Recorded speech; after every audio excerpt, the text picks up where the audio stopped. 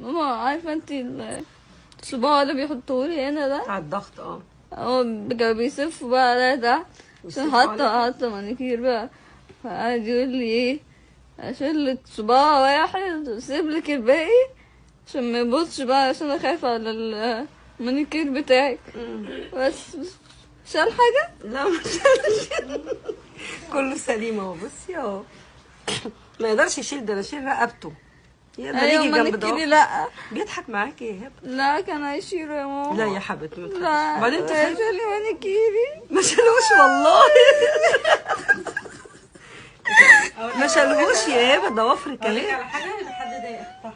في حد ضايقك طيب؟ لا طب ايه مال؟ لا مش عارفه. هو بيقول لك بيضحك معاكي، بيقول لك لا ما يشيليش مانيكيري. ما شالوش.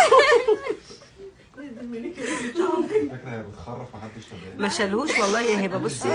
بصي انت شايفه اللون؟ والله ما بخرفش يا حيوان. بس خلاص يا حيوان انت.